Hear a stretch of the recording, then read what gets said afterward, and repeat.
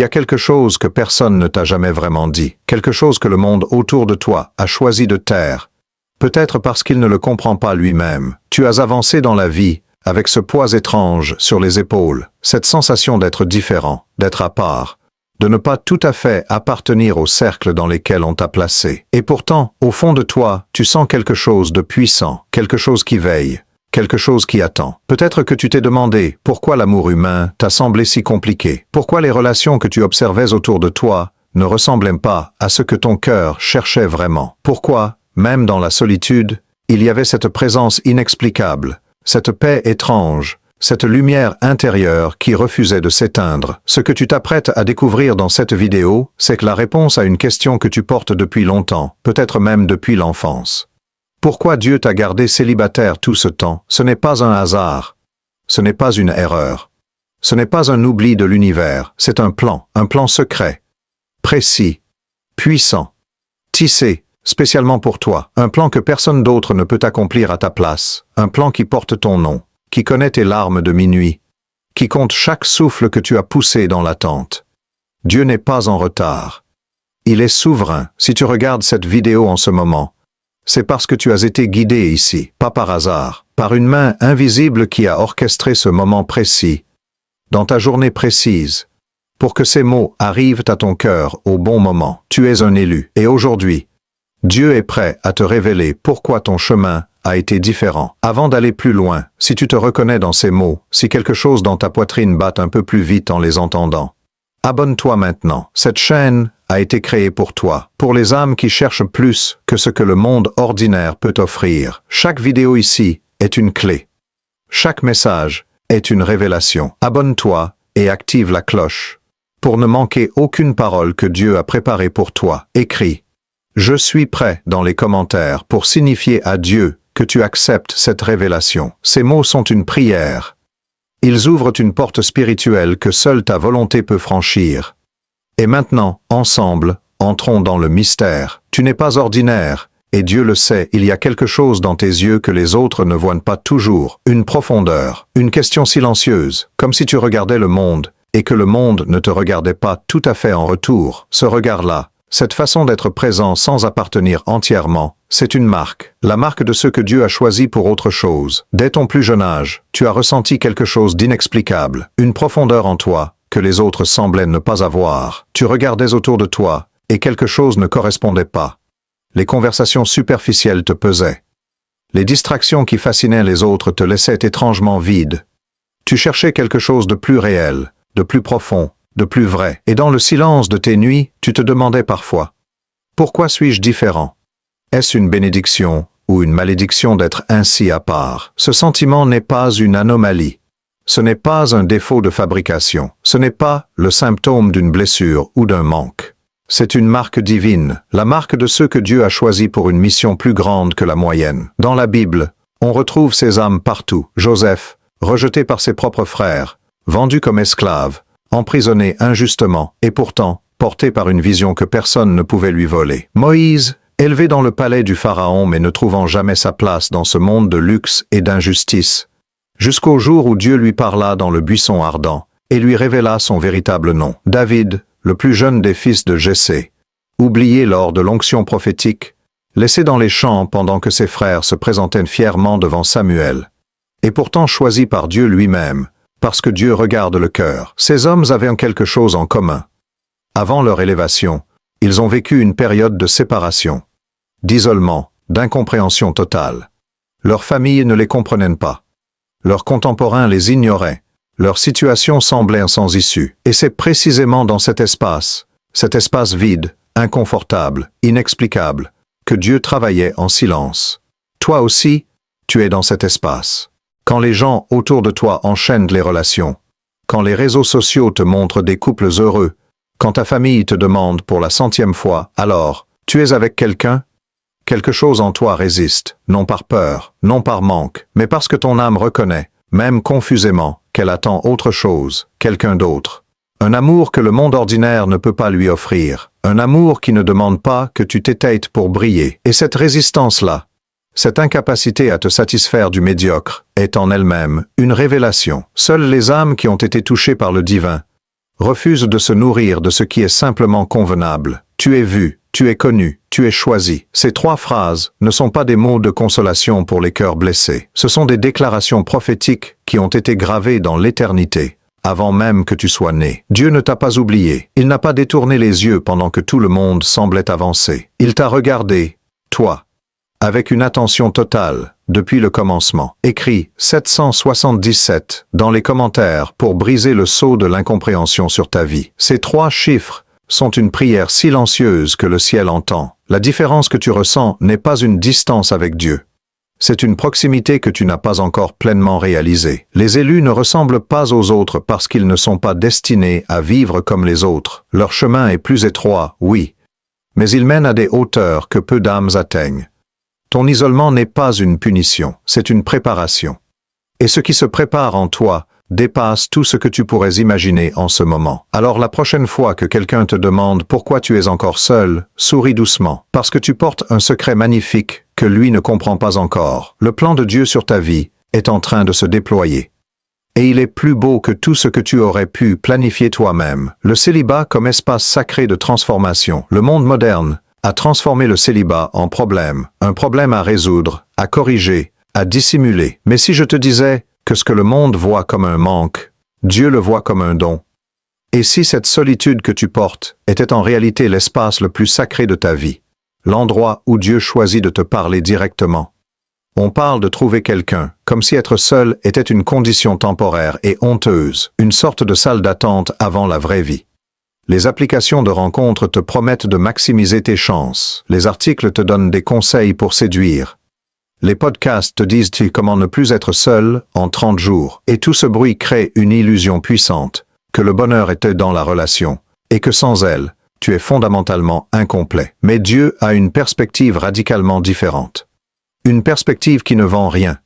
Une perspective qui n'a pas besoin de cliquer sur « j'aime » pour exister. Une perspective qui repose sur une vérité millénaire, testée par les prophètes, vécue par les apôtres, confirmée dans les Écritures. Dans Osée 2,14, Dieu dit à son peuple, « Je vais la séduire, la conduire au désert et parler à son cœur, le désert. » Pas la place publique, pas le restaurant romantique, pas le mariage précipité, le désert. L'espace nu, dépouillé, silencieux, brûlant. C'est là que Dieu choisit de parler. C'est là qu'il peut être entendu.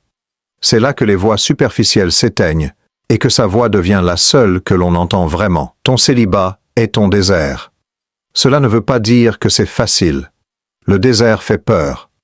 Il est vaste et parfois écrasant. Il y a des jours où l'absence de l'autre pèse physiquement dans ta poitrine, des nuits où le silence semble hurler, des moments où tu regardes ta vie et tu te demandes si quelque chose ne tourne pas mal quelque part. Mais dans le désert, 2 choses essentielles se produisent sans que tu t'en rendes toujours compte. Les fausses idoles meurent et la voix de Dieu devient claire. Combien de fois as-tu vu des personnes entrer dans des relations par peur de la solitude pour se retrouver encore plus seules 2 ans plus tard? Combien de fois as-tu observé des couples qui se déchiraient lentement, liés par l'habitude plus que par l'amour véritable?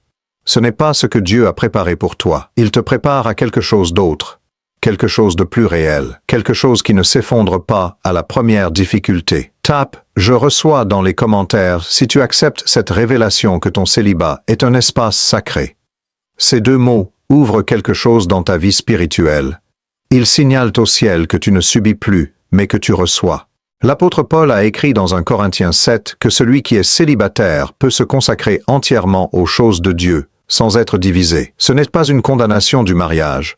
Paul aimait profondément les couples qui l'accompagnaient et écrivait sur l'amour conjugal avec une beauté saisissante. Mais c'est une reconnaissance de quelque chose de précieux dans le célibat.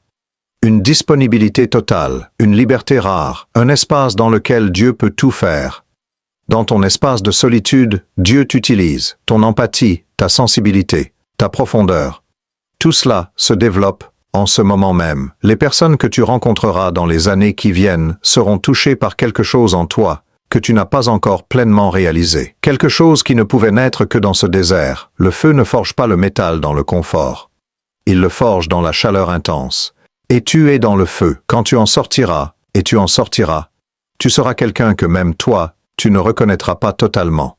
Plus fort, plus ancré, plus aimant, plus sage, préparé pour quelque chose de grand. Les 7 raisons spirituelles pour lesquelles Dieu t'a gardé célibataire. Il ne s'agit pas d'une liste de consolations pour te faire sentir mieux. Ce sont des révélations prophétiques, fondées sur les Écritures et la sagesse spirituelle de ceux qui ont marché avec Dieu avant toi. Ces 7 raisons expliquent pourquoi le chemin d'un élu passe nécessairement par le célibat avant de mener à l'accomplissement total. Depuis le début des temps, Dieu a toujours eu une façon de travailler qui défie la logique humaine. Il choisit le désert avant la terre promise. Il choisit la prison avant le palais. Il choisit la croix avant la résurrection. Son économie n'est pas la nôtre, et dans cette économie divine, le célibat n'est pas un accident. C'est une étape. Voici les 7 raisons que Dieu a inscrites dans le tissu même de ton histoire. Première raison.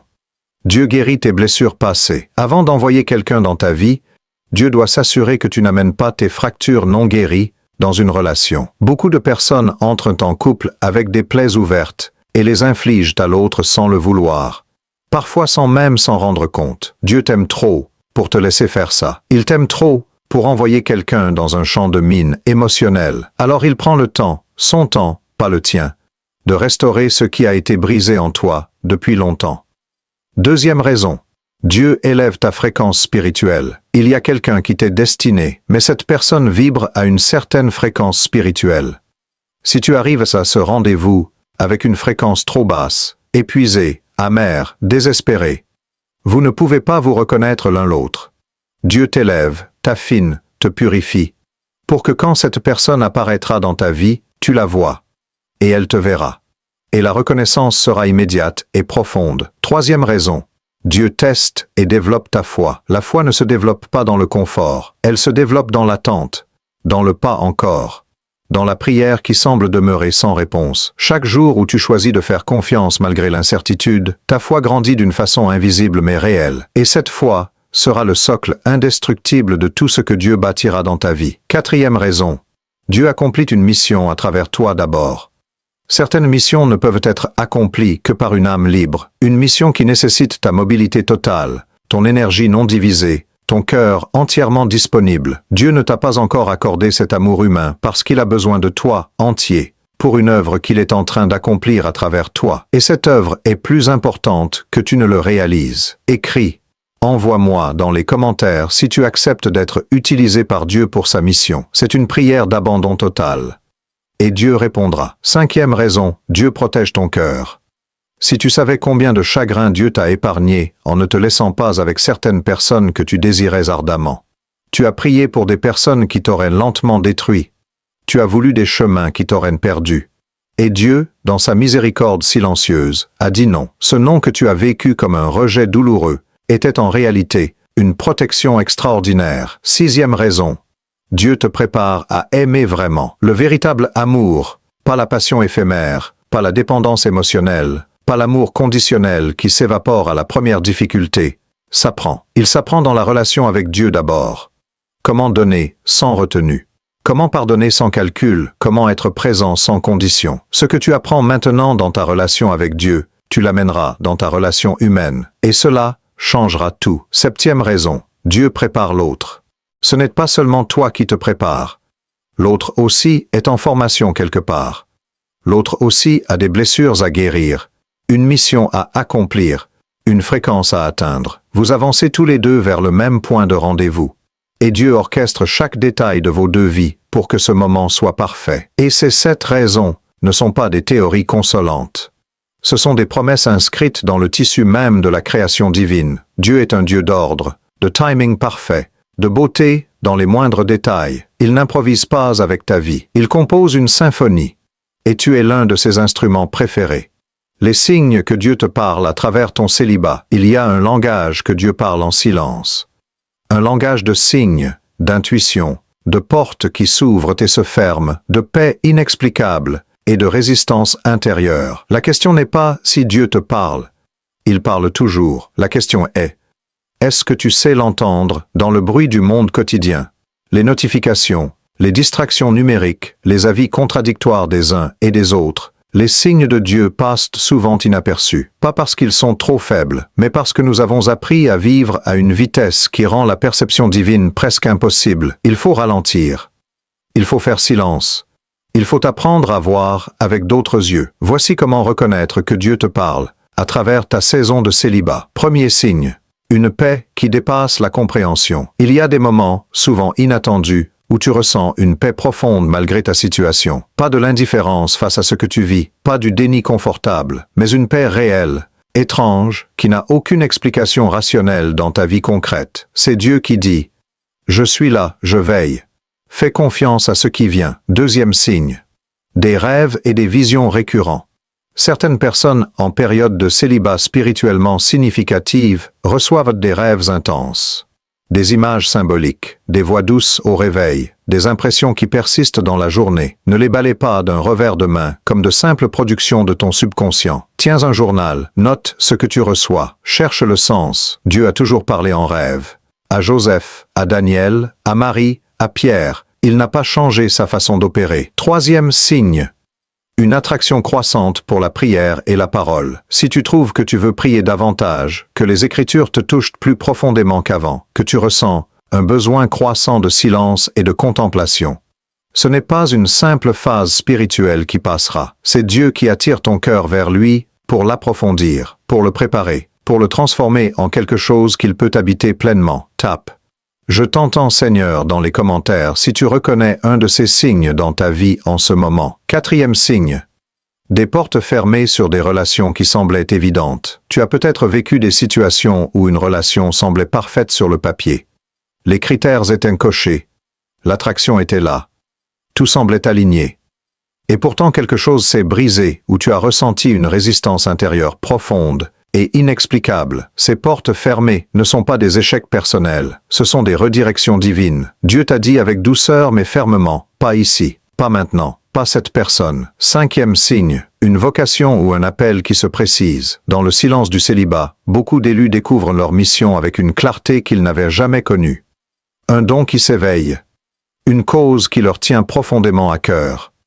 Un appel à servir, à créer, à guérir, à enseigner, à conduire, c'est Dieu qui révèle. Voilà pourquoi tu es ici, voilà ce pourquoi je t'ai préparé depuis ta naissance. Sixième signe. Une intuition forte sur l'avenir. Tu as peut-être cette certitude intérieure, que quelque chose de grand t'attend, que ce n'est pas fini, que le meilleur était devant toi, même si tu n'en vois pas encore la forme. Cette intuition n'est pas de la naïveté romantique. C'est le Saint-Esprit qui confirme dans ton cœur les promesses de Dieu sur ta vie. Septième signe. Une connexion plus profonde avec des âmes similaires. Tu commences à attirer des personnes qui vibrent à une fréquence similaire, des amitiés qui te nourrissent vraiment, des communautés qui te voient et te comprennent, des rencontres qui semblent orchestrées. C'est Dieu qui élargit ton cercle, non pas quantitativement, mais qualitativement. Il te prépare à l'amour en te montrant d'abord comment reconnaître les âmes sœurs. Et ces signes ne sont pas tous visibles en même temps. Parfois, un seul suffit pour confirmer que tu es sur le chemin exact que Dieu a tracé pour toi. L'important n'est pas de les chercher frénétiquement ou de les forcer, c'est d'être suffisamment silencieux et présent pour les reconnaître quand ils se manifestent dans ta vie. Septième raison. Dieu prépare l'autre. Ce n'est pas seulement toi qui te prépares. L'autre aussi est en formation quelque part. L'autre aussi a des blessures à guérir, une mission à accomplir, une fréquence à atteindre. Vous avancez tous les deux vers le même point de rendez-vous. Et Dieu orchestre chaque détail de vos deux vies pour que ce moment soit parfait. Et ces 7 raisons ne sont pas des théories consolantes. Ce sont des promesses inscrites dans le tissu même de la création divine.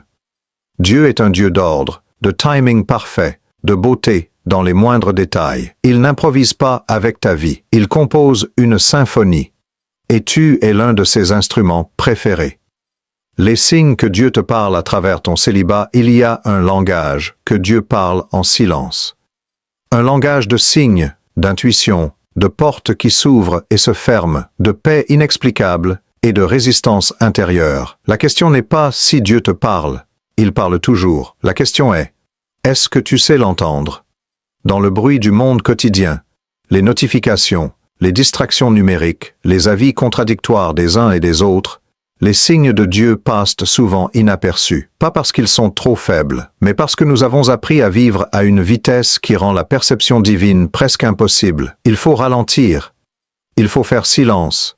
Il faut apprendre à voir avec d'autres yeux. Voici comment reconnaître que Dieu te parle, à travers ta saison de célibat. Premier signe, une paix qui dépasse la compréhension. Il y a des moments, souvent inattendus, où tu ressens une paix profonde malgré ta situation. Pas de l'indifférence face à ce que tu vis, pas du déni confortable, mais une paix réelle, étrange, qui n'a aucune explication rationnelle dans ta vie concrète. C'est Dieu qui dit « Je suis là, je veille ».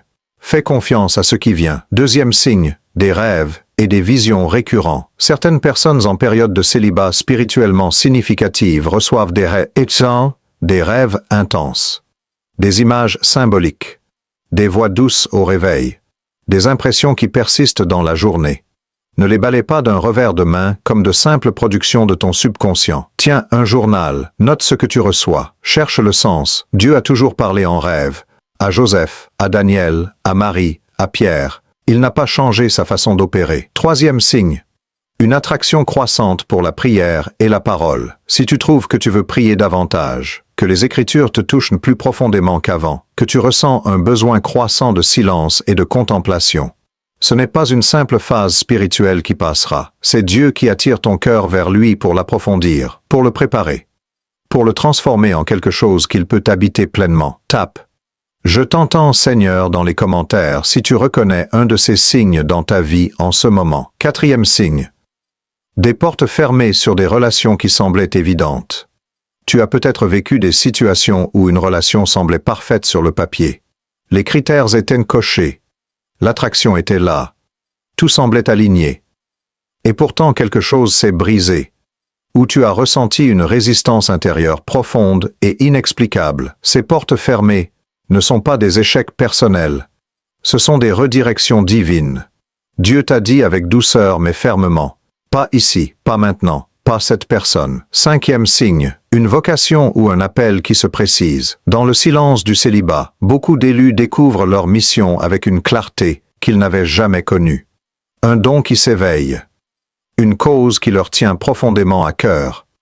Un appel à servir, à créer, à guérir, à enseigner, à conduire. C'est Dieu qui révèle. Voilà pourquoi tu es ici. Voilà ce pourquoi je t'ai préparé depuis ta naissance. Sixième signe, une intuition forte sur l'avenir. Tu as peut-être cette certitude intérieure que quelque chose de grand t'attend, que ce n'est pas fini, que le meilleur est devant toi, même si tu n'en vois pas encore la forme. Cette intuition n'est pas de la naïveté romantique. C'est le Saint-Esprit qui confirme dans ton cœur les promesses de Dieu sur ta vie. Septième signe, une connexion plus profonde avec des âmes similaires. Tu commences à attirer des personnes qui vibrent à une fréquence similaire. Des amitiés qui te nourrissent vraiment, des communautés qui te voient et te comprennent, des rencontres qui semblent t'orchestrer. C'est Dieu qui élargit ton cercle, non pas quantitativement, mais qualitativement. Il te prépare à l'amour, en te montrant d'abord comment reconnaître les âmes et âmes sœurs. Et ces signes ne sont pas tous visibles en même temps. Parfois, un seul suffit pour confirmer que tu es sur le chemin exact que Dieu a tracé pour toi. L'important n'est pas de les chercher frénétiquement ou de les forcer.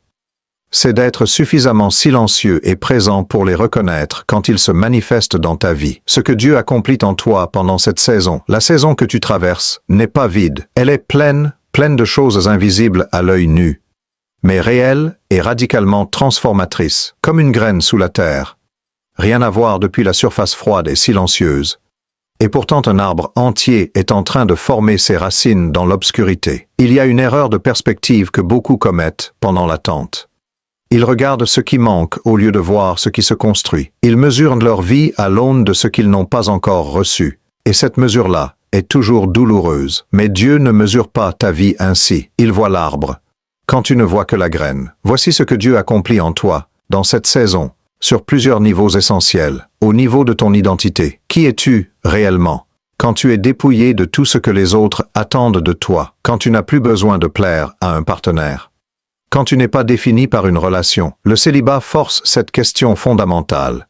Qui suis-je? Et c'est l'une des questions les plus importantes et les plus courageuses que tu puisses jamais te poser honnêtement. Dieu veut que tu saches qui tu es en lui.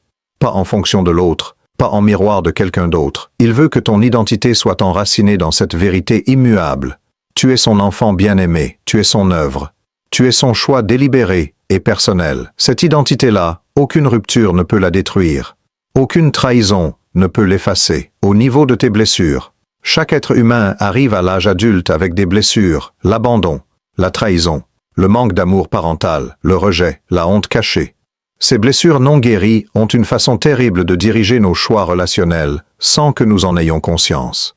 On choisit des partenaires qui ressemblent à nos bourreaux, espérant inconsciemment réécrire l'histoire douloureuse. On tolère l'intolérable parce qu'on croit profondément ne pas mériter mieux. Dieu utilise cette saison pour aller chercher ses blessures à la racine. Doucement, mais résolument. C'est parfois douloureux, ce n'est pas linéaire, mais c'est absolument nécessaire, parce qu'une âme guérie attire une âme guérie. Écris « Guéris-moi » dans les commentaires pour activer cette prière de guérison intérieure profonde.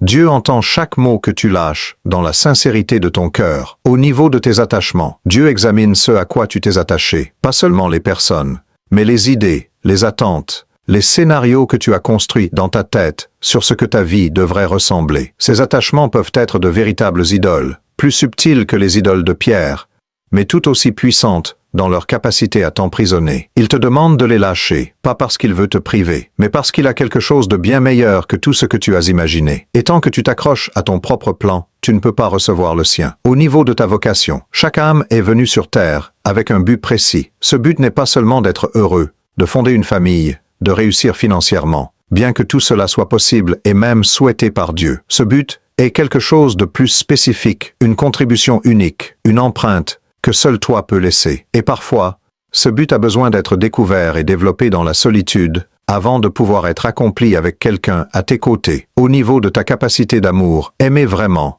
est une compétence spirituelle, émotionnelle et pratique. Elle s'apprend, elle se développe par l'exercice et l'expérience. Et la meilleure école pour apprendre à aimer, c'est la relation avec Dieu lui-même. Quand tu passes du temps avec lui, en prière, en méditation, dans sa parole, tu apprends comment aimer, tu apprends la patience, la douceur, le don de soi sans calcul, tu apprends que l'amour véritable ne cherche pas son propre intérêt, et tu amèneras tout cela intégralement dans ta relation future. Et ce que Dieu accomplit en toi en ce moment est précieux. Honore cette saison, elle ne durera pas éternellement. Mais ses fruits, eux, dureront toute une vie. Tu n'es pas en attente, tu es en formation, et la différence entre ces deux états change absolument tout. Comment prier pendant cette saison d'attente? La prière pendant l'attente est l'un des actes les plus courageux que tu puisses accomplir dans ta vie spirituelle. Ce n'est pas facile de prier pour quelque chose que tu ne vois pas encore. Ce n'est pas naturel de remercier pour une promesse non encore accomplie. Mais c'est précisément ce que la foi demande. Et c'est ce que Dieu honore avec une générosité que tu n'imagines pas encore. Beaucoup de croyants prient dans l'attente d'une façon qui ressemble davantage à de la négociation qu'à de la foi. Ils négocient avec Dieu. Si tu me donnes X, je ferai T. Il lui fixe des délais. Seigneur, je t'ai prié pendant 6 mois, pourquoi rien n'a changé? Ils attendent une réponse qui arrive toujours dans la forme et le timing qu'ils ont décidé. Et quand la réponse ne vient pas ainsi, ils concluent que Dieu n'entend pas. Ou pire, qu'il ne se soucie pas. Mais Dieu ne se laisse pas négocier, il se laisse aimer. Et quand tu l'approches avec un cœur qui cherche sincèrement sa face plutôt que ses dons, quelque chose de profond se déplace. Voici une approche de prière pour les élus en saison d'attente. Une approche qui transforme, plutôt qu'une formule qui commande, la prière de l'abandon. Seigneur, je dépose devant toi mes attentes, mes peurs, mes désirs. Je ne comprends pas toujours ton timing. Parfois, je me sens seul et je ne sais pas pourquoi. Parfois, je doute. Parfois, je suis épuisé de faire confiance. Mais aujourd'hui, dans cet espace de faiblesse, je choisis de te faire confiance quand même. Je choisis de croire que tu as un plan meilleur que le mien. Je m'abandonne à toi. Cette prière est un acte de volonté, pas un sentiment. Tu ne la récites pas quand tu es en paix. Tu la prononces précisément quand tu ne l'es pas. C'est dans ce courage-là que Dieu se manifeste. La prière de guérison. Seigneur, tu sais ce qui est brisé en moi. Tu connais mes blessures par leur nom. Même celles que je n'ai jamais dites à voix haute. Je te les confie aujourd'hui, je te donne ce souvenir douloureux que je n'arrive pas à effacer. Je te donne cette relation qui m'a marqué. Je te donne cette honte que je porte depuis si longtemps. Guéris ce que je ne peux pas guérir moi-même. Tape « Je dépose tout » dans les commentaires si tu veux activer cette prière. Ces mots sont une clé spirituelle qui ouvre des serrures que tu portes depuis des années. La prière de révélation. Seigneur, révèle-toi à moi. Montre-moi qui je suis à tes yeux. Pas selon mes peurs, pas selon mes échecs, mais selon ta vérité. Montre-moi ce que tu as préparé. Éclaire mon chemin. Pas nécessairement tout le chemin d'un coup, mais la prochaine étape, la prochaine décision, le prochain oui, je veux voir comme tu vois. La prière de gratitude. Il y a une puissance extraordinaire dans la gratitude pendant l'attente. Quand tu remercies Dieu pour ce que tu n'as pas encore reçu, tu lui signifies que tu fais confiance à sa parole plus qu'à tes circonstances actuelles. C'est l'acte de foi le plus avancé qui soit. Seigneur, je te remercie pour l'amour que tu prépares. Je te remercie pour la personne que tu mets en route vers moi. Je te remercie pour tout ce que cette saison d'attente m'a appris sur moi-même et sur toi. Merci pour ce qui vient, même si je ne le vois pas encore. La prière de bénédiction sur l'autre. Il y a quelqu'un, quelque part, qui attend lui aussi, qui traverse lui aussi, une saison de préparation douloureuse et silencieuse. Et tu peux prier pour cette personne dès maintenant, même sans la connaître, même sans connaître son nom. Seigneur, je prie pour celui ou celle que tu as préparé pour moi. Bénis-le, ou bénis-la, là où il ou elle se trouve, en ce moment. Guéris ses blessures, fortifie sa foi. Protège son cœur des mauvaises voies, que nos chemins se croisent dans ton temps parfait, et que cette rencontre soit un signe pour nous deux que tu avais tout orchestré. Et cette prière pour l'inconnu est l'une des plus belles et des plus matures que tu puisses prononcer. Elle exprime une foi rare, la foi qui bénit ce qu'elle ne voit pas encore. La prière n'est pas une formule magique.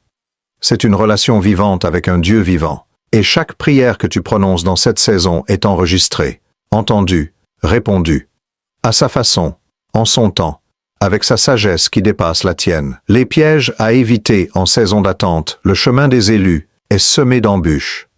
Non parce que Dieu les y a placés, mais parce que l'adversaire connaît ta valeur et fait tout pour t'empêcher d'atteindre ton destin. Ces pièges ne sont pas visibles à l'œil nu.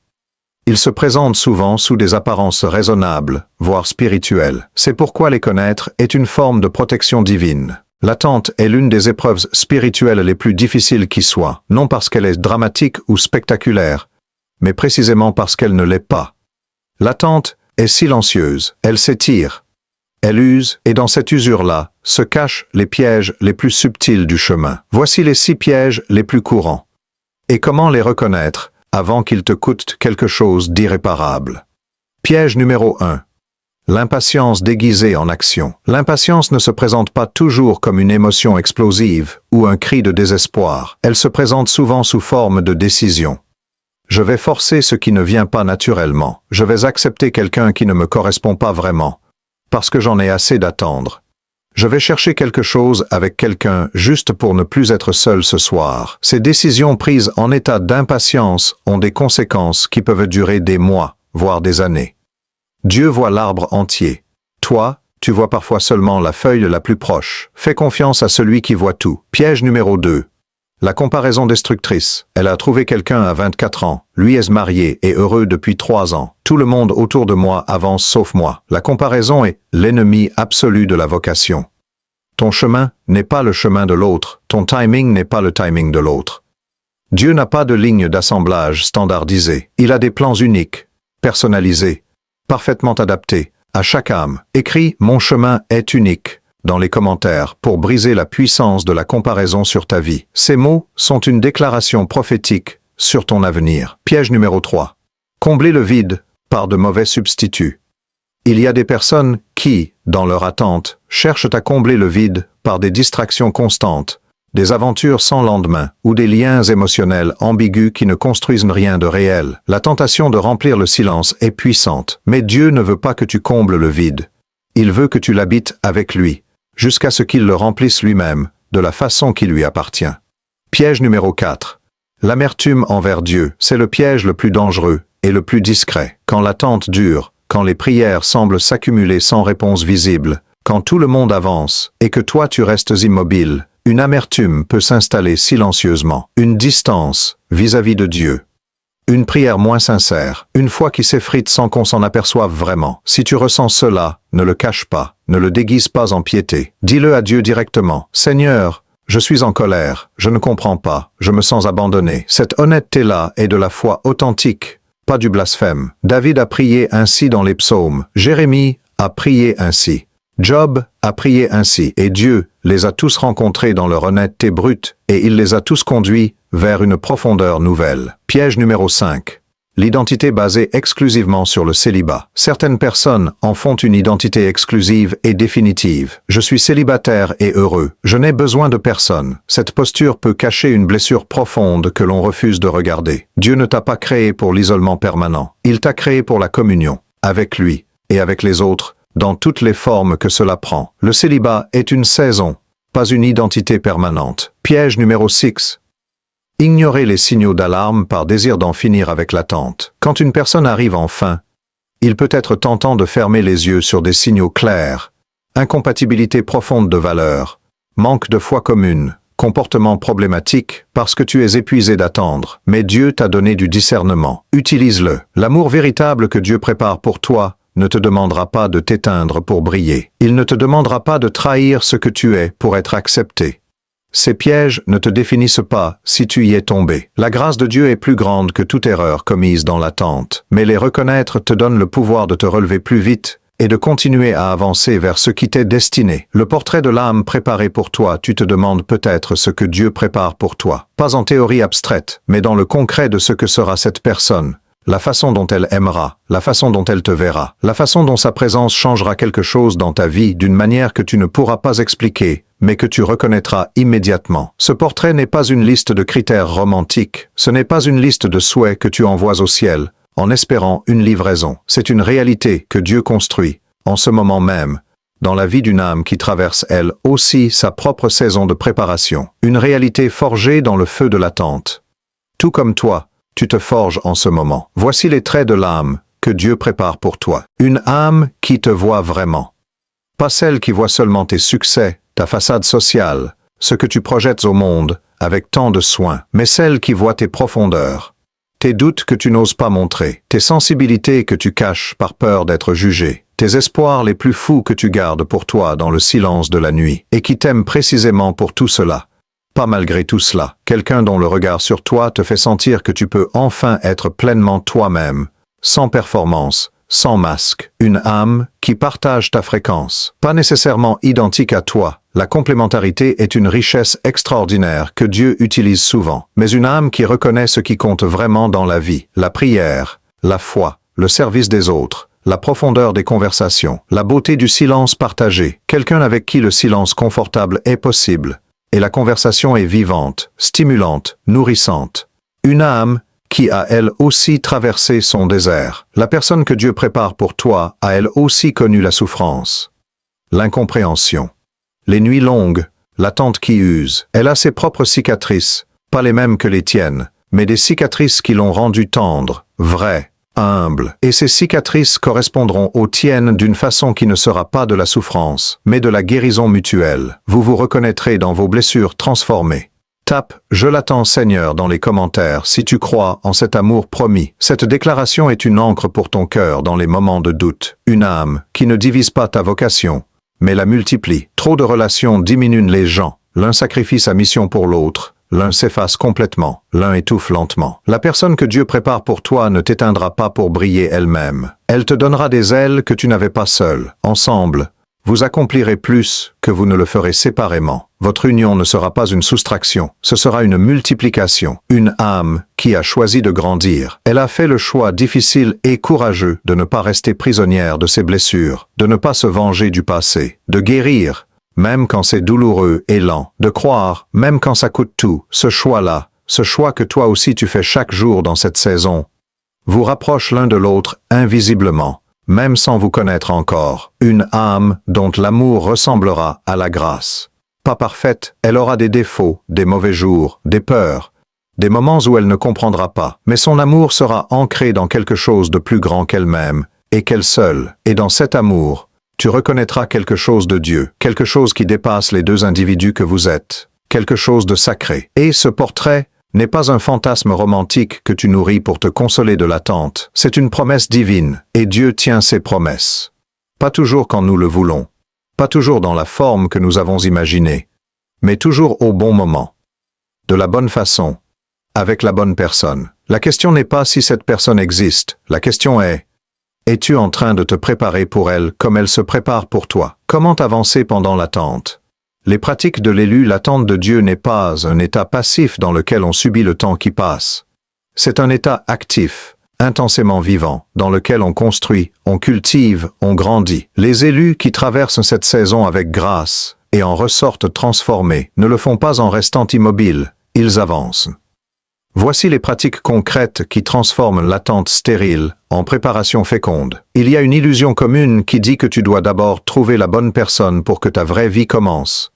Que tu es en suspens, que tu attends le signal de départ, mais ta vie a commencé il y a longtemps déjà, et chaque jour que tu passes à construire quelque chose de réel, en toi, avec Dieu, dans ta vocation, est un jour qui ne sera pas perdu. Ce sera un jour dont tu parleras un jour à tes enfants ou à tes amis, en disant « C'est pendant cette période que je suis devenu la personne que je suis. » Voici les 7 pratiques des élus en attente. Pratique numéro 1.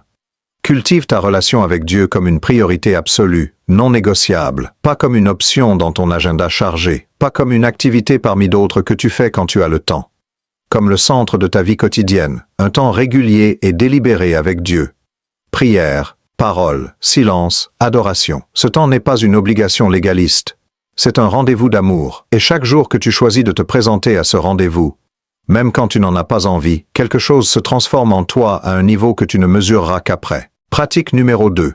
Travaille sur ta guérison intérieure de façon active et délibérée. La guérison ne vient pas automatiquement avec le simple passage du temps. Elle vient avec le travail courageux, spirituel, émotionnel, parfois thérapeutique. Identifie tes blessures.